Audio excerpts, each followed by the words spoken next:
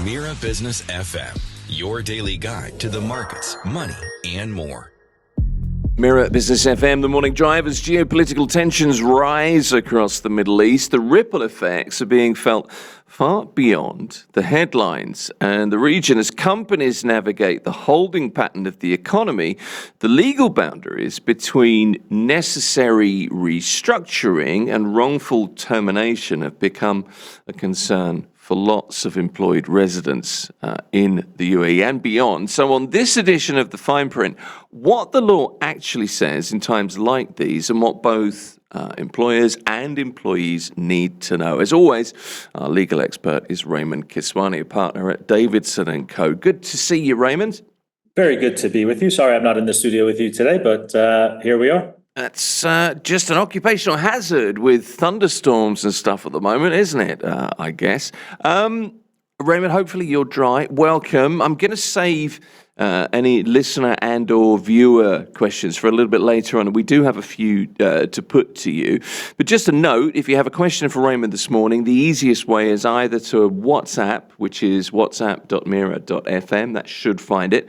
Or you can email directly info@mira.fm. That's the best way to get through fast. So, Raymond, let's start at the top. Broadly speaking, how do conflicts in the region, how does instability legally impact employer decisions on salaries and staffing? And an overall view, first of all. Yeah, so it's quite an interesting dichotomy here because, while there is this kind of overarching conflict that is existing, where, it goes without saying where there are literally thousands of missiles and drones being fired upon and wars happening effectively next door, that there are potential conflicts there for a corporation, for employees. That being said, the current situation is starkly different than for example, what occurred with COVID, where there were specific restrictions provided by the government in the term, for example, of night curfews, lockdowns. There were specific directives on how employment was to operate during those, because during that time, for example, you had specific industries that simply could not operate. So anybody that was kind of a customer-facing type business couldn't operate at all at times, or was heavily restricted, for example, hospitality and F&B. The current situation here is very interesting from a legal perspective because we aren't seeing those types of government interventions restricting our movement, restricting our ability to operate. Simply stated, all hotels are operating as if everything is normal, all restaurants, all malls, etc. We are receiving warning alerts when there is a potential missile or drone occurring, and those are for us to seek shelter and safety. However, the general business, general life, as we're all seeing, is basically operating as normal. I think yesterday's rain has probably been more of a disruption than the missiles and drones, which is obviously a huge relief for a lot of us. There are some practical issues that are occurring. For example, in the sense, I think the biggest disruption is for those that have school-age children, where there has been an extension of distance learning for the next 2 weeks, and we will see what happens with that. But generally speaking, to sort of sum up, there isn't really a general reason as to why there could be or could not be these types of manipulation of the employee relationship there. Now, there is, yes, a significant dip in certain markets. For example, those that are operating kind of in the tourism space specifically, I would say. But legally speaking, we're not seeing those kind of quote unquote force majeure or requirements that would permit employers to sort of back away from their contractual obligations like we did for COVID. Okay, so let's get to specifics, and I'll just jump into a very direct question, if I can, with you, Raymond. Can an employer legally reduce a salary temporarily due to the economic hit from, I don't know, port closures or supply chain drops, for example, without an employee's written consent? Yeah, that's a great question.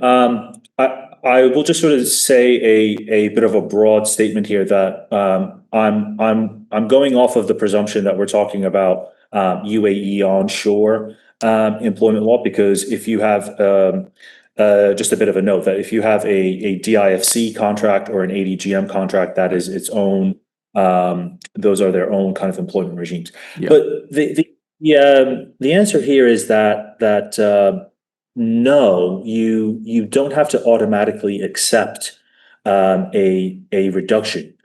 Under UAE law, salary is a core contractual term that is there in your employment contract. The law requires wage terms to be set out in the employment contract, and the mechanisms for modifying those kind of permits or employment contracts exist for amendments.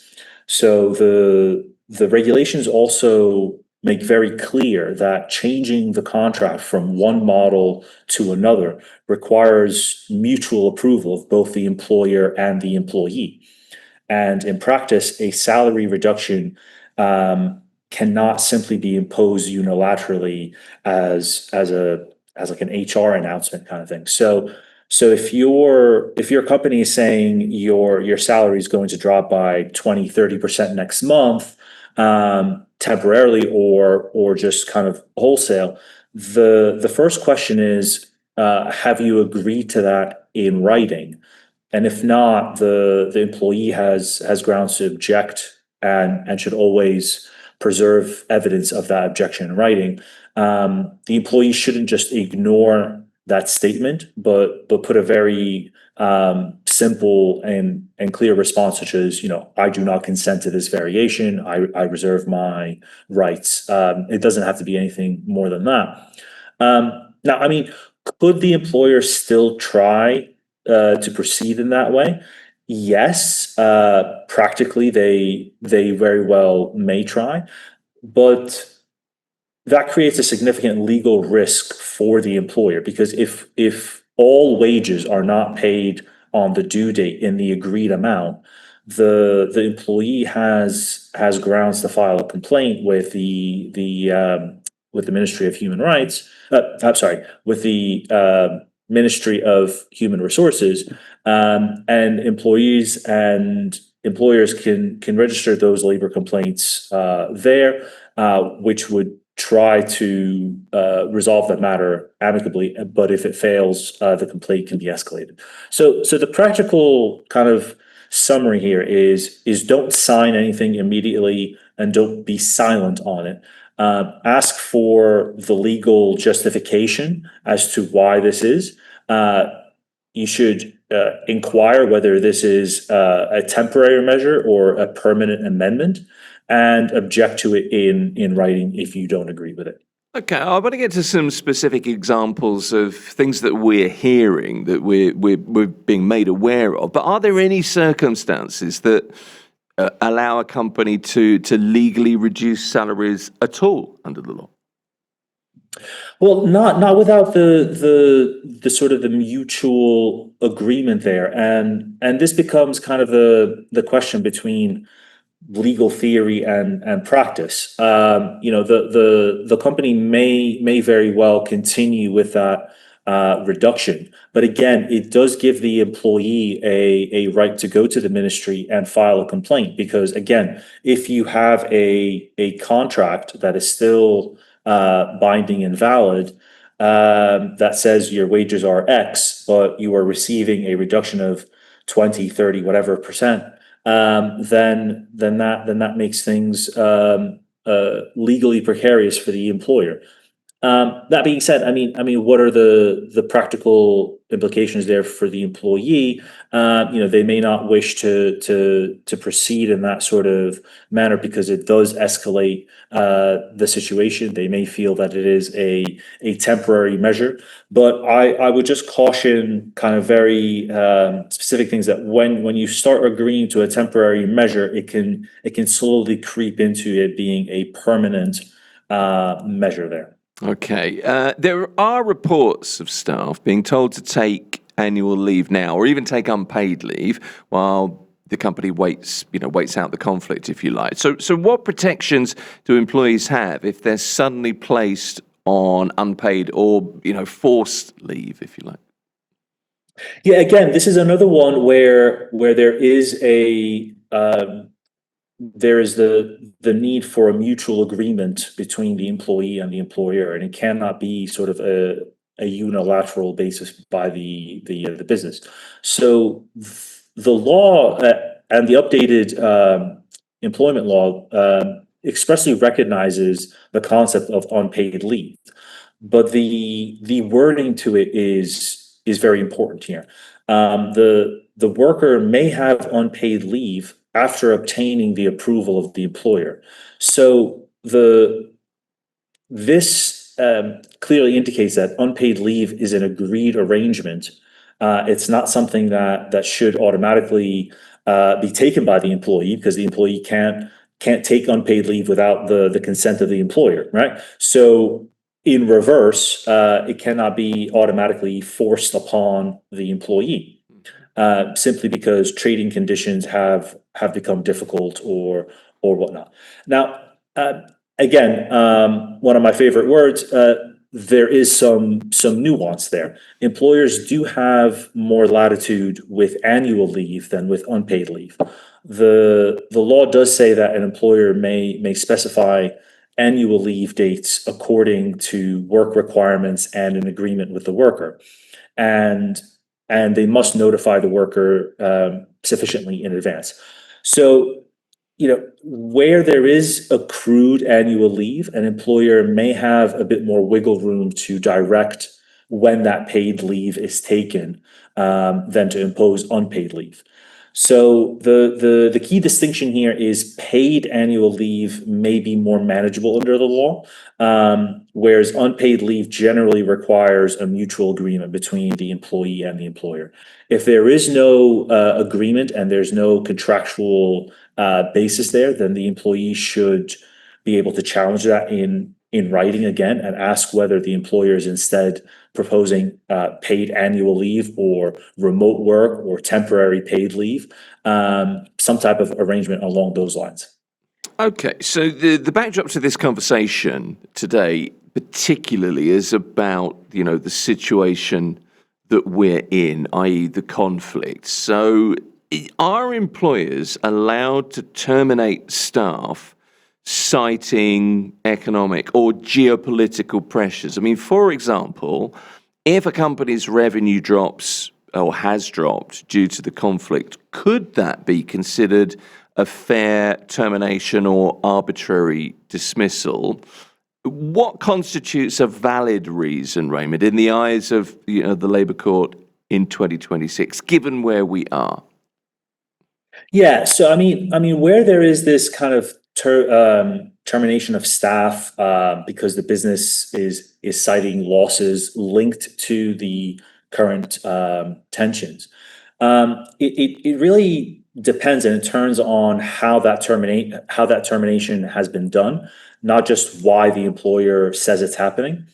So under UAE labor law, either party may terminate for quote unquote a legitimate reason, provided that written notice is given and the contractual notice period is observed, which generally falls anywhere between 30 to 90 days. Right. So the employee is entitled to full wage during that notice period, unless the parties agree otherwise, while preserving the workers' notice entitlements. The other thing that the law recognizes is termination in cases such as bankruptcy, insolvency, permanent closure of the business, and kind of certain economic or exceptional reasons that prevent continuation of the employment, the project, or the implementation groups. So the law does acknowledge genuine economic distress. But that does not allow an employer to skip notice, skip final payment, or just sort of use a catch-all phrase like regional tensions as an excuse. So if the layoff happens, I think that there's a few things to check. Firstly, was there written notice? Was the notice period correct and observed? Was the employee paid during that notice period? And have all kind of accrued dues, including unused leave, end of service entitlements, et cetera, have been settled. I think sort of finally, whether those dues were paid within the 14 days from the contract ending, just because that is a legal standard. So I think one additional last point on this is in the current law, unlawful termination is much narrower than what people think. There's a specific article that focuses on dismissal because the worker filed, for example, a complaint with the ministry or filed a lawsuit against the employer. So not every kind of unfair feeling termination automatically gives rise to an unlawful termination compensation. But so I think the general answer is it technically can be done, but it is how it is carried out that really matters. Certain sectors have been more immediately impacted by the crisis. Aviation, for example, has been hit, harder than most others right now. Is there flexibility within the law for industries that have been perhaps critically impacted to restructure payroll, during a crisis? Is that something that could be argued legally?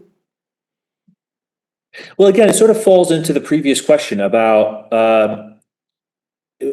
with regards to the economic pressures and if there's sort of a significant reduction. I mean, I think the airport is only operating at about 50% of what it normally operates, right? So it's not just the airline itself, it's not just the airport itself, but it's all, for example, all the businesses within the airport or that are ancillary to that the aviation that might be affected. But so again, kind of the economic distress, if a business is going to face something like bankruptcy, insolvency, a significant reduction in work, there is that wiggle room available to employers, but it's also how that is being done, and is it being properly communicated, properly noticed, and is there mutual agreement between the two that often makes or breaks that relationship. Okay, I'm wondering about force majeure. We've talked in some length about force majeure, but emergency situations. I mean, could an employer cite the current tensions as a force majeure event? Excuse me, to justify sudden changes? I mean, force majeure is one of those two words that get tossed around whenever things get difficult.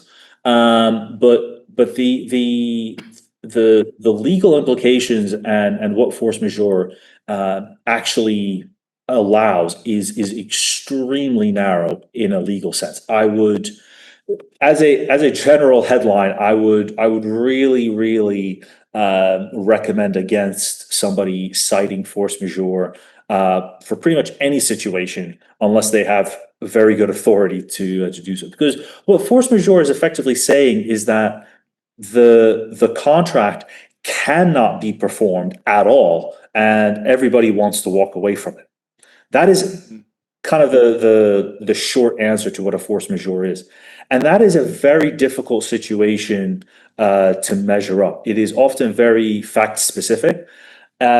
And in the current situation, I would be very surprised for any business, for any tenancy, for any contract that currently exists to be able to legitimately use force majeure as an excuse to be able to say we can't operate.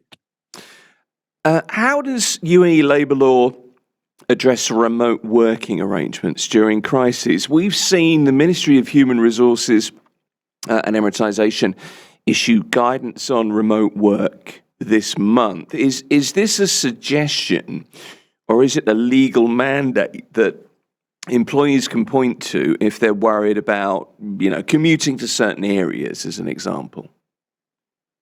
It's a great question, because obviously one of the key things is that it goes without saying that there are some positions, some jobs where remote working is not possible, right?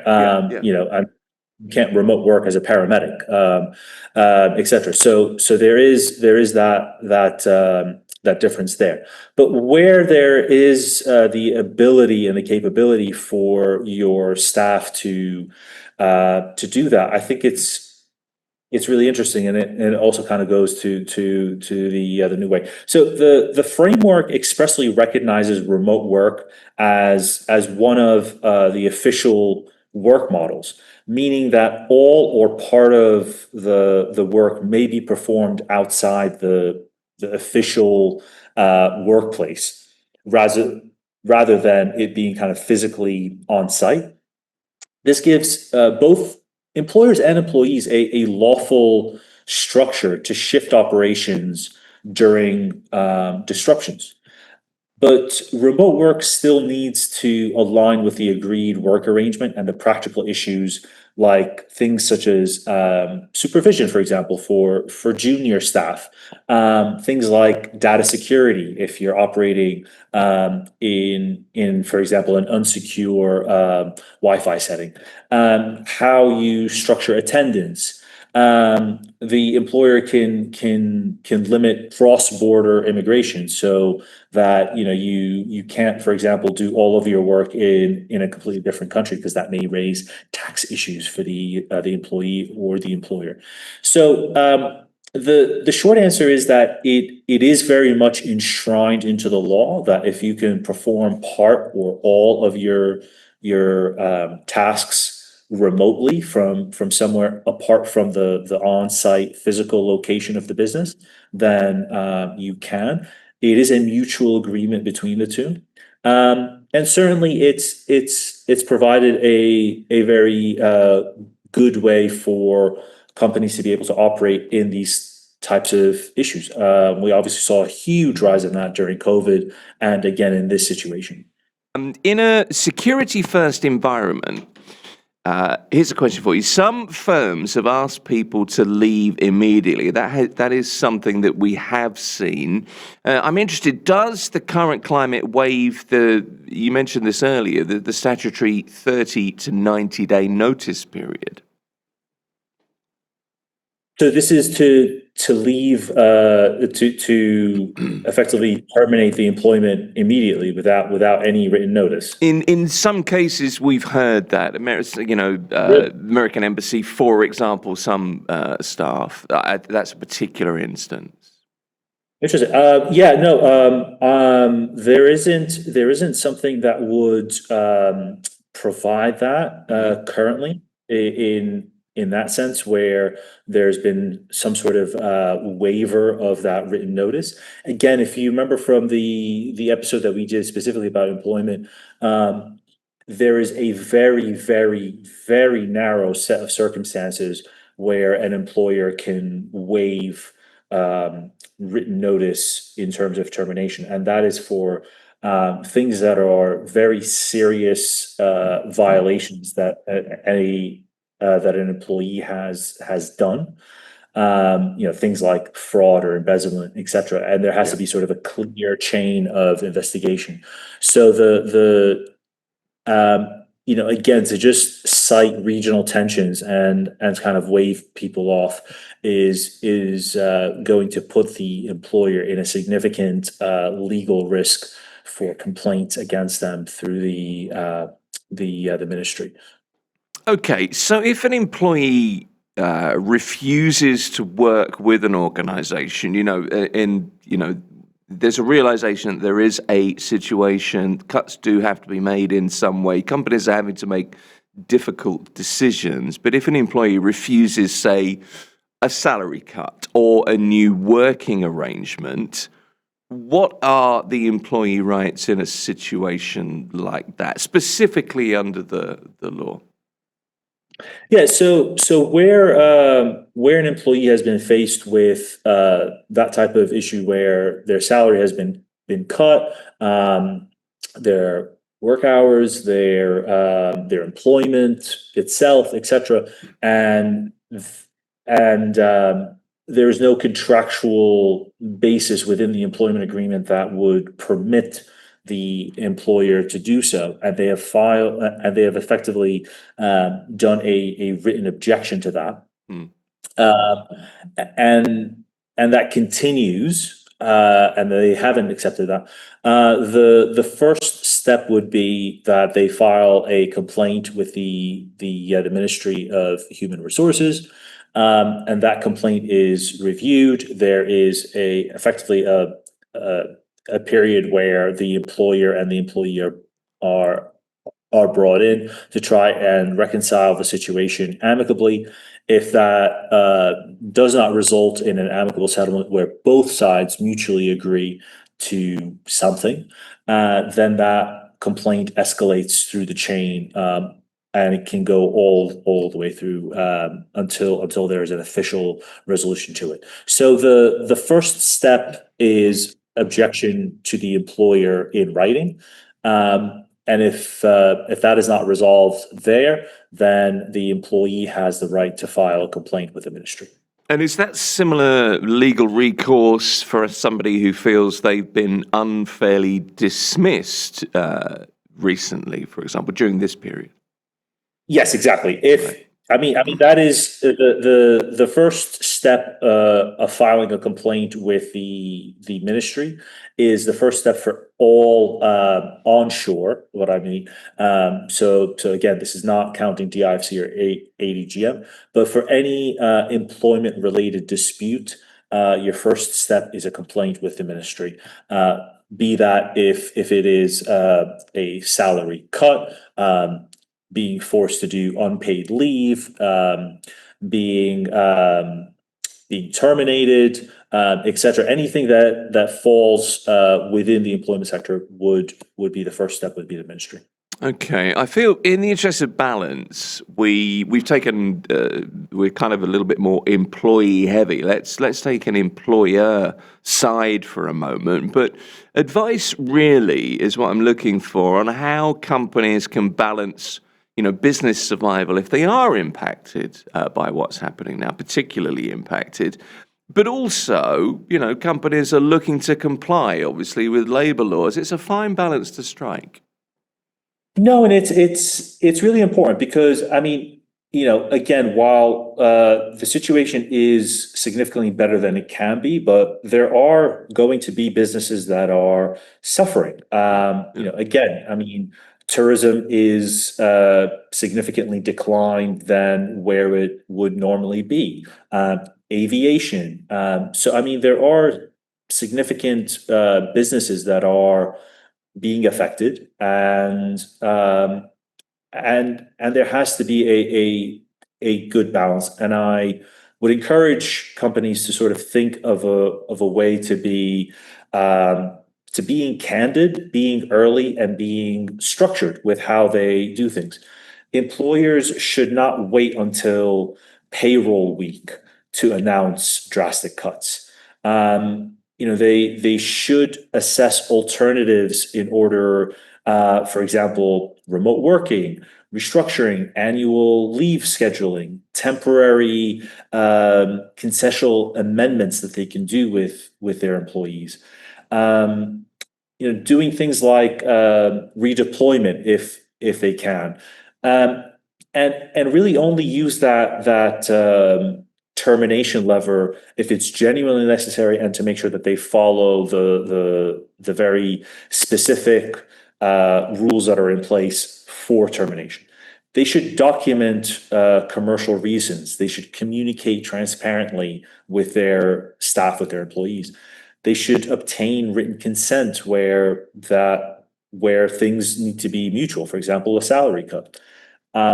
Make sure that they're giving proper notice, make sure that they're settling all financial dues. And this is not just kind of a legal hygiene. It's dispute prevention rather than dispute resolution, right? So the law expressly aims to protect both parties and address the exceptional circumstances where you're still trying to preserve that labor market flexibility.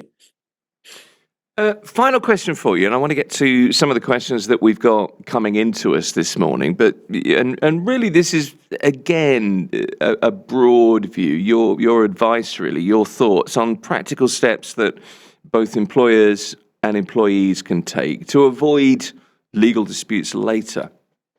Yeah, I would say for employers, document the business rationale. Avoid unilateral salary cuts, use proper amendment processes and give very clear written notices. Keep your payroll compliance very tight. The system specifically provides for modification of work permits and employment contracts and non-payment of wages through the required system. But that does create obvious exposure if you don't do it correctly. For employees, I would keep copies and make sure they're at hand of your contract, your offer letter, your salary slips, emails, WhatsApps, any new documents you are asked to sign. Respond in writing if you don't agree to something. Don't resign impulsively without taking legal advice, especially if the issue may be a temporary amendment rather than a formal dismissal. And if things escalate, use the ministry promptly rather than letting the issue drift. Claims under the labor law are subject to time limits, so make sure that you are operating within that.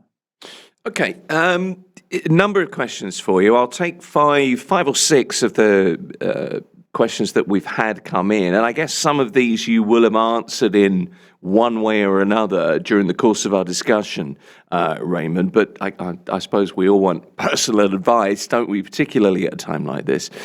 Amy has written in, says, my company's just told us our salaries will be reduced by 30% starting next month. Do I have to accept this or can I challenge it? Yeah, it's a bit like the initial sort of issue that we discussed. No, you don't have to automatically accept that. Again, salary is something that is a contractual term that is found in your employment contract.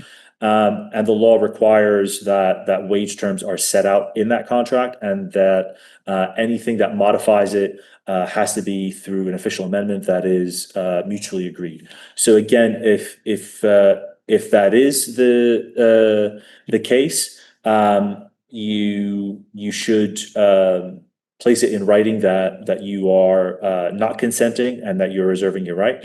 And if it escalates, you can obviously file a complaint with the ministry. Okay, Serge writes in, I've been asked to go on unpaid leave until, and this is in quotes, things stabilize in the region. Is that allowed if it's not in my contract? I mean, what's the definition of stabilize, I guess? Well, quite. And again, I mean, it's a little bit like what we were discussing earlier, that there's a significant difference between unpaid leave, which has to be on a mutual basis. It cannot be unilateral from the employee or the employer. So it is mutual. Where there's a bit more wiggle room that the employer has is with things about accrued paid leave. If there is, for example, a specific amount of annual leave dates that are there, the employer can ask that paid leave is taken earlier.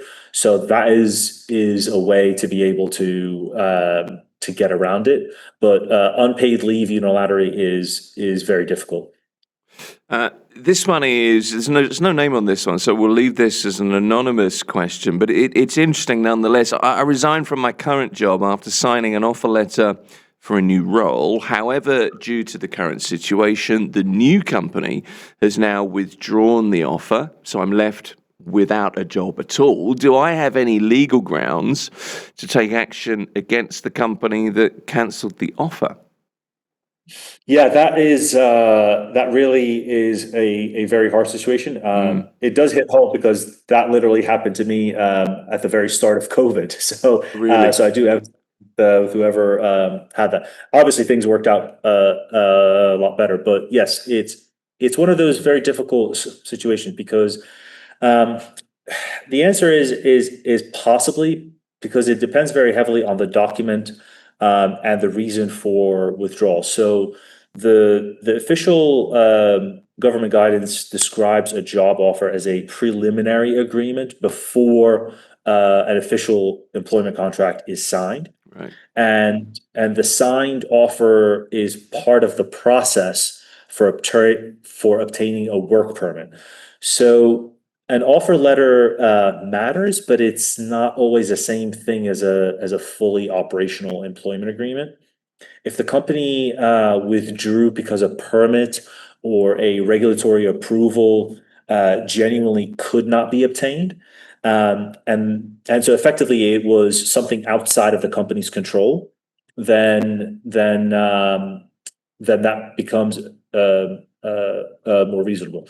There is at least sort of legal commentary noting that where a competent authority refuses the approval without a company fault, that a court may not find the employer in breach of that. So it would kind of require the employee to have to show bad faith or clear reliance and sort of a measurable loss. So, for example, if a company told the employee to resign, confirmed the role was secured, and then pulled out for that internal commercial reason unrelated to the approvals. So it becomes a bit more kind of specific.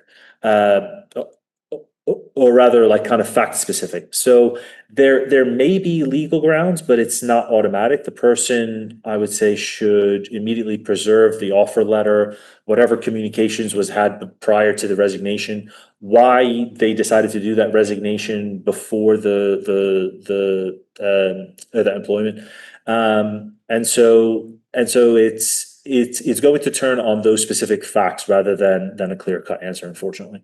It's a really, really difficult thing to have to even discuss, let alone bear, isn't it? Because it's such an unusual situation that we find ourselves in, unexpected to most of us, of course. I wonder if the option is to go back and try and get your old job back. I don't know what to suggest. Yeah, exactly. It's definitely one of those options. Yeah. I mean, again, luckily or hopefully, the situation that we are currently in is, number one, short-term, temporary, very, very hopefully for everybody. And it is, unlike the COVID situation where there were very specific onerous worldwide effects to it, whereas this is, we haven't seen those types of issues arise. So hopefully this is very temporary, and and perhaps that sort of holding off on starting that new position, maybe just a week or two until things kind of go back to slightly more normalized temperature. Hopeful. Yeah, hopefully. Here's an interesting one. I'm being asked, anonymous, no name on this, I'm being asked to sign a new contract with different terms due to the situation. Should I sign it, or should I just refuse? Well, I mean, the very simple answer is you can absolutely positively negotiate, and you should not sign right away unless you fully understand the consequences and you agree with them.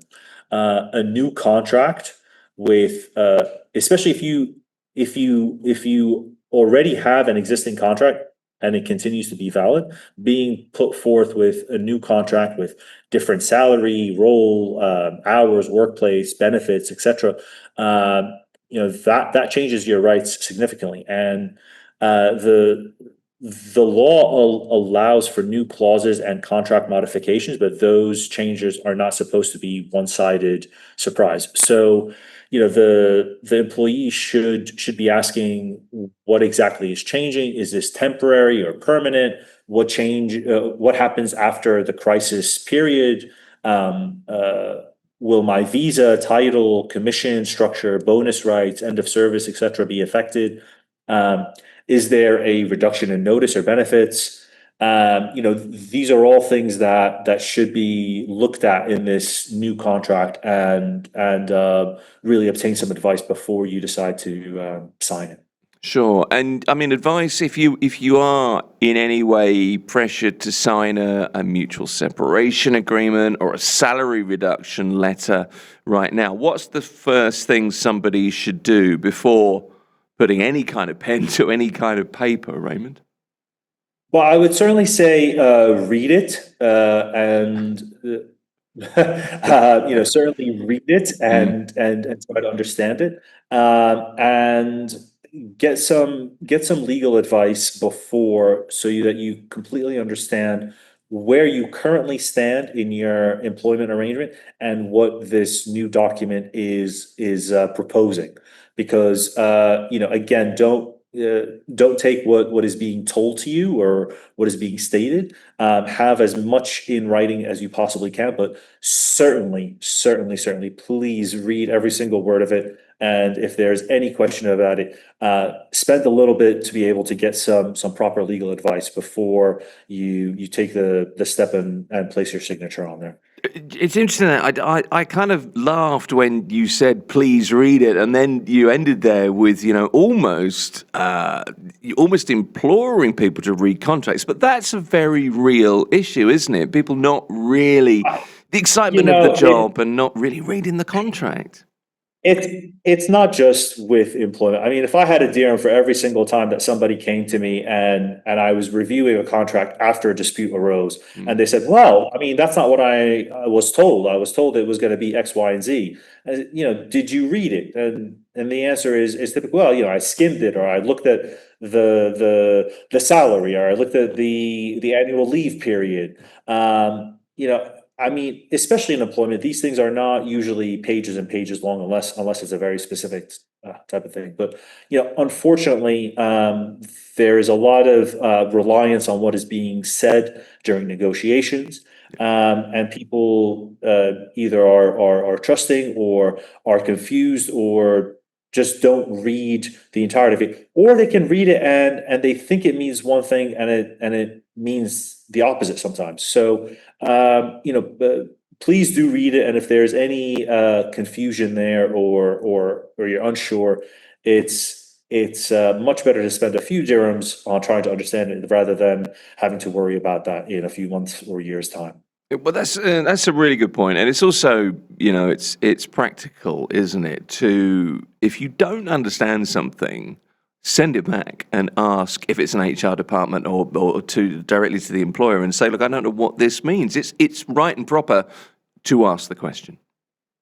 Absolutely, there's absolutely nothing wrong with asking the question. And again, it's if there is a clause in there that you are confused about, or it doesn't make sense to you, or you just have a general question about it, pose that back to the HR, back to the employer, and most preferably pose it in writing, into an email, for example. If I don't understand what clause 3 is saying, can you explain it to me? Because then at least you have that goes to the intention of what the parties were saying. Because if you are confused about it and you have asked this question in writing and you've received confirmation, if then they turn around in a year's time and say, well, no, actually, this means the opposite, you've at least got that in writing to say, well, this is how we both understood this clause to mean. So you have at least something there. There's absolutely no shame. Sorry, go on. Sorry. I was just going to say, there's absolutely no shame in ever asking a question. It's much better to ask a question rather than to assume things. Do you know what? I'm a living, breathing, well, kind of breathing example of the man that asks lots of stupid questions. So take it from me, it's absolutely fine. One more question for you. And actually, this is from somebody called Pete, and it kind of encompasses the discussion in a way. So it's a good way to kind of conclude. It's very simple. My employer says they might terminate staff because of business losses linked to the current tensions. What are my rights? I know we've been through this, but just to conclude, what are my rights if I'm laid off for this reason? Yeah, so for Pete's rights, I think it really depends on how the termination itself is done, not just what the employer says is happening. So again, I mean the labor law in the UAE states that either party, the employer or the employee, may terminate for a legitimate reason. But that is essential that you follow things that proper written notice is given, the contractual notice period is observed, there is a full settlement of wages during that notice period, end of service entitlements, unpaid, accrued leave is paid. So there are situations where termination in cases, as we discussed, where there is economic pressure, such as bankruptcy or insolvency or closure of the business, gives that right. But it is essential that the employer is not skipping those specific